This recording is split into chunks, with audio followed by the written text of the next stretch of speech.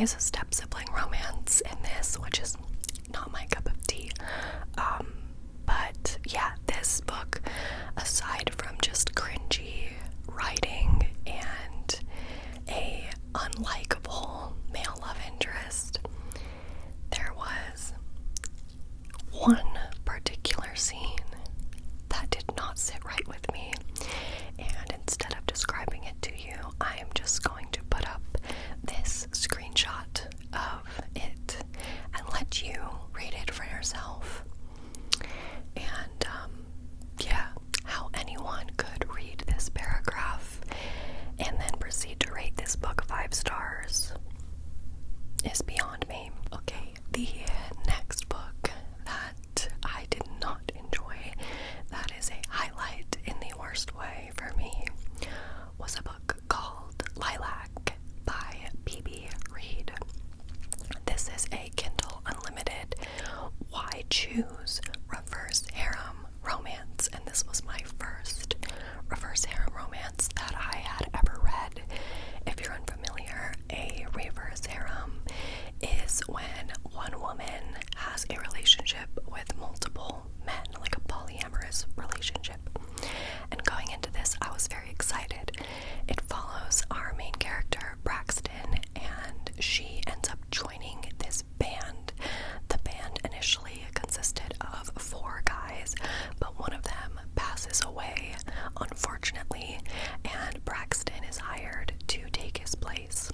And so when Braxton joins this band, the 3 previous members are obviously dealing with grief and loss of their friend and bandmate, and they're just, in general, very unhappy that Braxton is joining this band. So they hate her, they are quite rude, and it's sort of a enemies to lovers situation where eventually Braxton becomes romantically and sexually involved with all 3 of these men. Now, the reason that I hated this book and the reason that I DNF'd it, I could not even bring myself to finish it. Granted, it is probably about 200 pages too long. Either way, I didn't finish it because all 3 of the male love interests, I can't even remember their names, they are so blatantly sexist and misogynistic, and it is disgusting. One of the men is even quoted by saying, "If you want a man who is good to you when he's not inside of you, then I'm not your guy." And after about 5, 6, or 7 of these incredibly gross remarks from all of these men, I decided that this was not the book for me. So, yeah, as I said in my non-ASMR version of this video, if you're a woman out there who hates herself, you might enjoy this, but I would like to leave the sexist, misogynistic, gross male behavior in the past. I don't want to read about that. No, thank you. The next most disappointing book of this year is one that is very highly beloved and regarded on the internet, and because of this, I was very excited to go into it. It is a fantasy series, and I'm specifically talking about the first book. This book is A Court of Thorns and Roses by Sarah J. Maas. I'm actually reading this series currently. I'm on the 3rd book, and I do enjoy the 2nd and 3rd book in the series thus far, but this first book was so disappointing. I just did not really enjoy it. I did not connect with the story or the characters, but if you're unfamiliar, this is, as I said, a fantasy romance, and it is about a girl named Feyre. She is a mortal girl, and she is the hunter and provider for her family. And one day she's out in the woods hunting, and she kills a wolf that turns out to be a fairy. And because of this, she is then, because she took a fairy life, she owes her life to the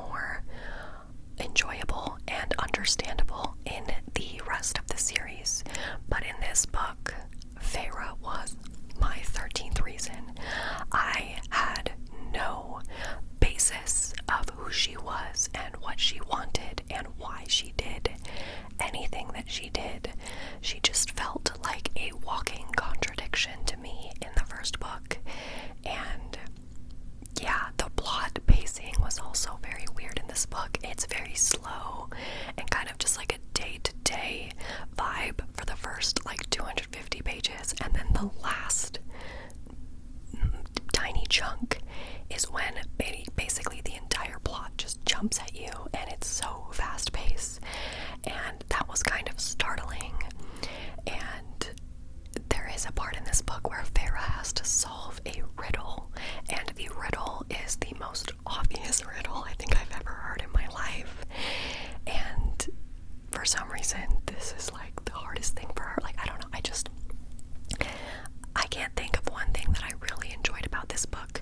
I will say, on the entire list of my worst books of the year, this is probably the best written of them all. Like, I don't think the writing is bad, but I just did not connect with the characters, and I didn't like the plot. This first book, I could have done without it.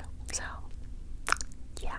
Kind of staying on the fantasy theme, the next book that was one of the worst that I read this year is The Selection by Kiera Cass.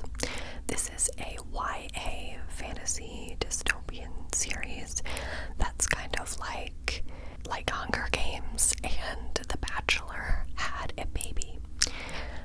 It follows our main character, America Singer, who is named that because, one, she is from American descent, and two, her family are singers. I think this is definitely the worst main character name I've ever heard in my life, but I digress. America Singer enters this competition where 30-something women fight in a sort of contest to become the princess and win the heart of Prince Maxon. And America, despite signing up and going on this competition, wants nothing to do with it. She doesn't want to be there. She's only really doing it to make those in her life happy. And so the I'm not like other girls energy is very, very strong with this one. And yeah, it was very popular in like 2011, 2012, and I did not read it back then when it was at its peak.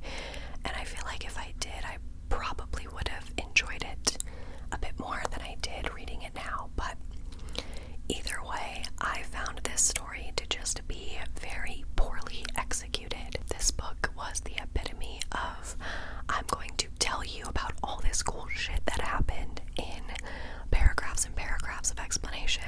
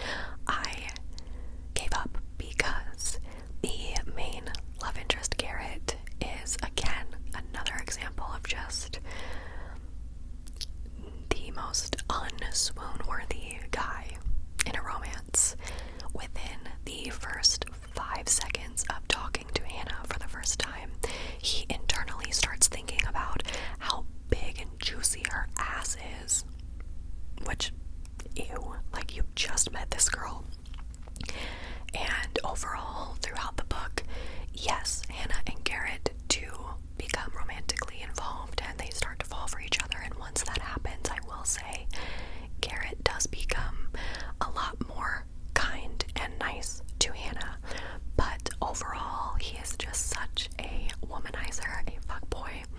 And my personal take on respecting women is that if you only respect women that you are romantically or sexually invested in, then you do not respect women. I did not like Garrett Graham in this book, and I don't really understand why so many people claim that he's this feminist icon, because again, like, did I get punked? Did we read the same book? Because I don't think calling a girl stripper tits is the feminist slay that Book Talk thinks it is. So, not for me. The last book I'm going to include in my worst list for this video. Mind you, there are a few other ones that I touched on my vlog channel if you want to see more. But for the sake of time, I'll do one more. That is going to go to After by Anna Todd. If you're unfamiliar with this book, this originally started as a Wattpad fanfiction about Harry Styles, but was later turned into a actual published book series and eventually movies that you can watch on Netflix. And so when that happened, they changed Harry's name to Hardin. So this book follows Hardin Scott, who is a British bad boy who essentially is just a black hole of a person with no interests, no jobs, no prospects, and basically going nowhere in life, and his main enjoyment is making everyone around him miserable. Our other main character is named Tessa, and she is your goody two-shoes, cardigan wearing slut shamer 3000 who just has a problem with any other woman that she comes across. And they meet at college, they go to the same school, and this book follows the romance that ensues between the two of them. Now, this book should be classified as a dark romance, in my opinion, because this is one of the most toxic relationships that I read about all year, and it's passed off to be like relationship goals. So many young teenage girls read this and loved it and sought after this sort of relationship, and that makes me so sad to think about. This book is just 500 plus pages of Tessa and Hardin fighting, then fucking, then fighting, then fucking, then fighting, then fucking, over and over and over and over again. And there is going to be a little bit of a spoiler right here, so if you somehow want to torture yourself and read this and you don't want to be spoiled, skip to the time on the screen. But this story essentially revolves around the overarching plot, which is that the only reason that Hardin even initially gives Tessa the time of day is because he makes a bet with his friends that he will take her virginity, which is diabolical and disgusting, and I just do not want to talk about this book ever again. So yeah, don't pick this up. It's not worth your time. There are so many better Wattpad books and fan fictions that are of much better quality than this hot garbage. So those were some of the worst books that I read this year. Now let's talk about some of my favorites. All of these books are 5 stars. They are immaculate, and I would highly recommend them. And since a lot of the worst books were revolving around unhealthy, toxic, gross romances, let's talk about a perfectly heartwarming and scrumptious one, which is People We Meet on Vacation by Emily Henry. I've definitely already talked about this before in a favorites video a few months back, but it is still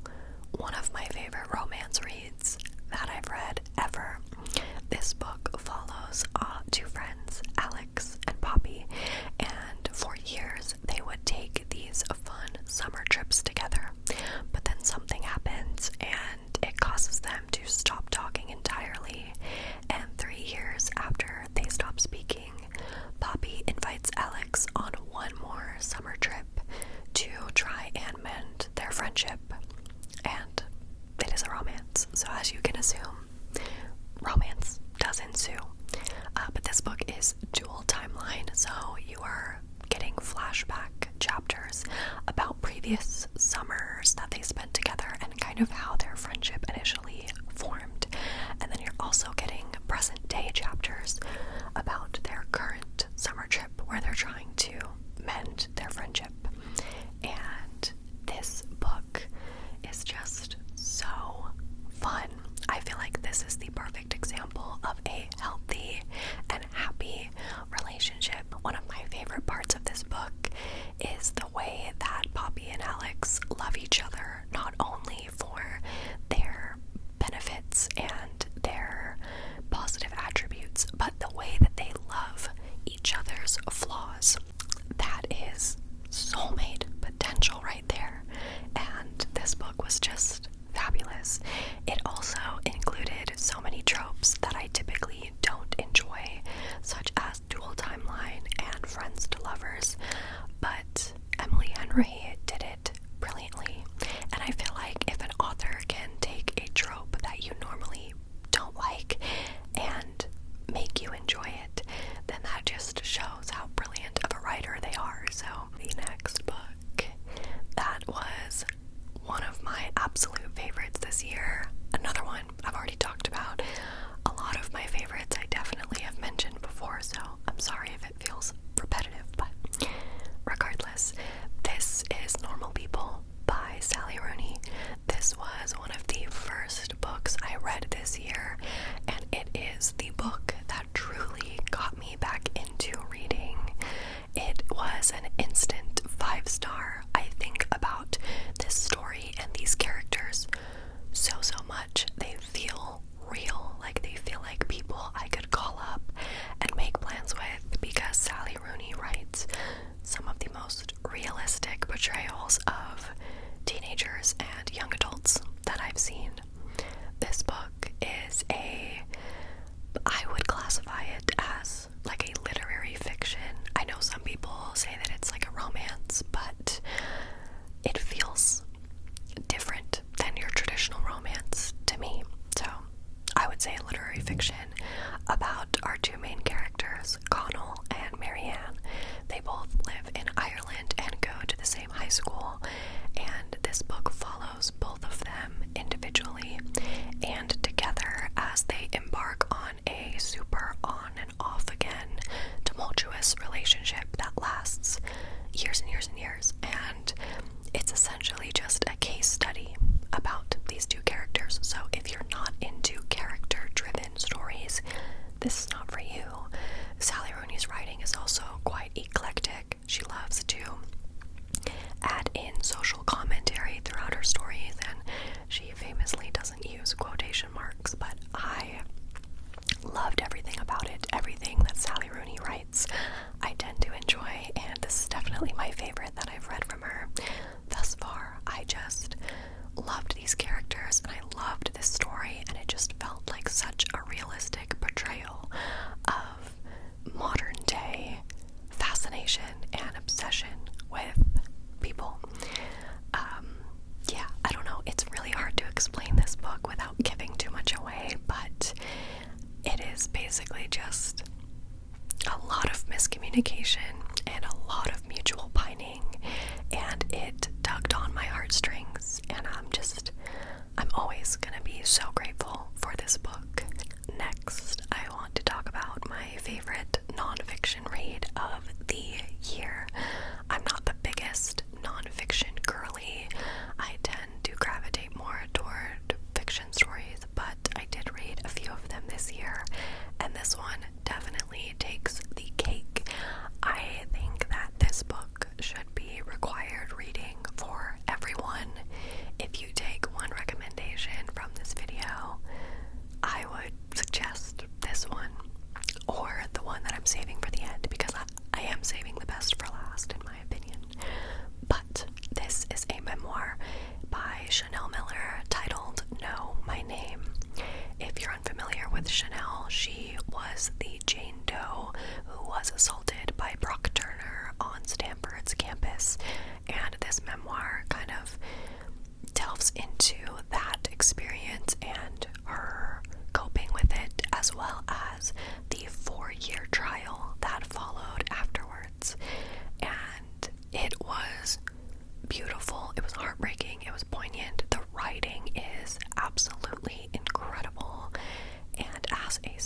assault survivor myself, this book just put things into words that I could never even begin to try and explain.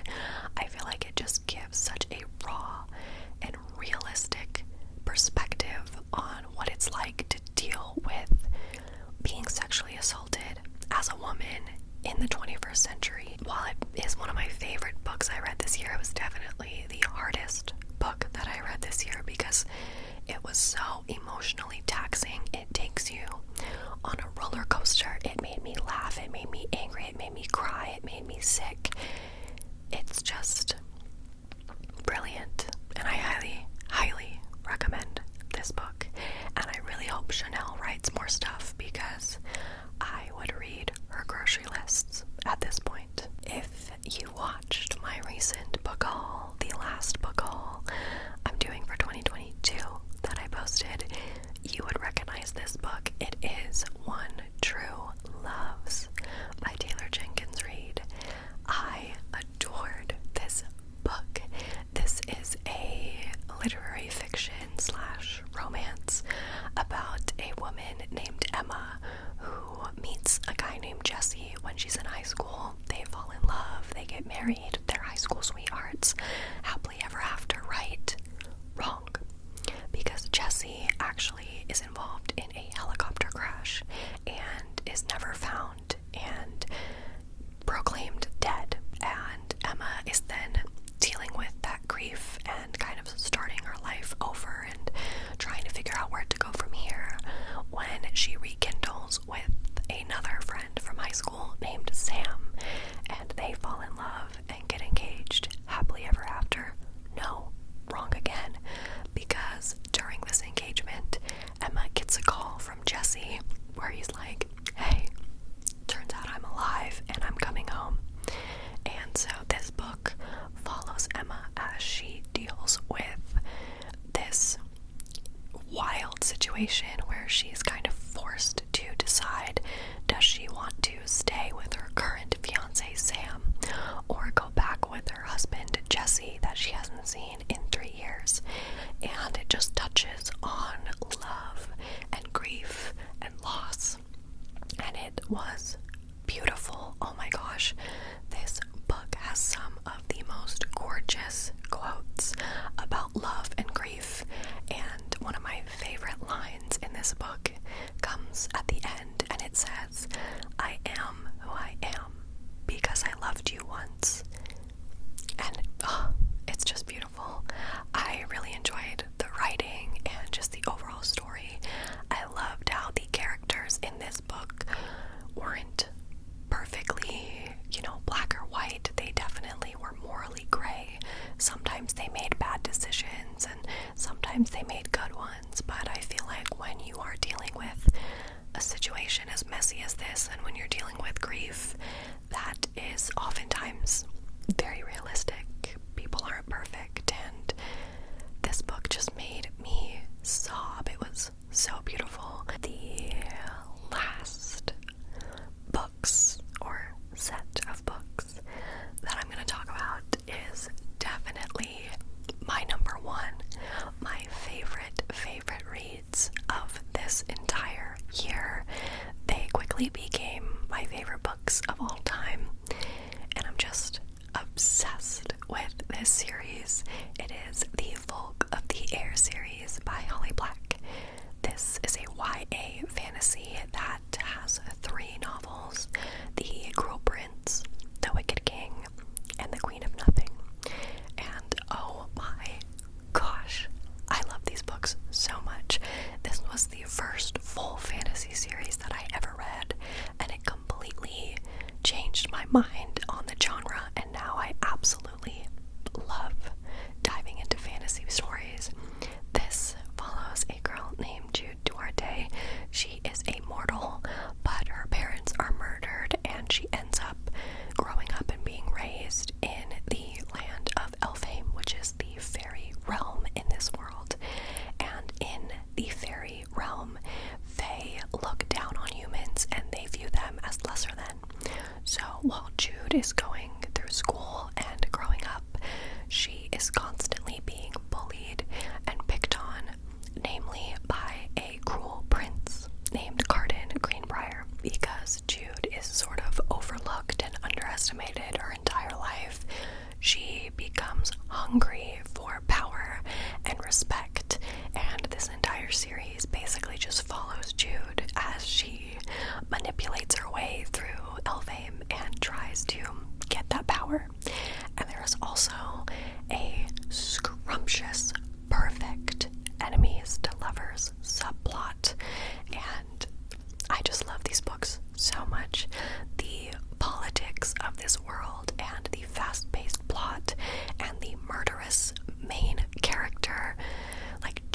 is a absolute badass, and Carden is just definitely her equal.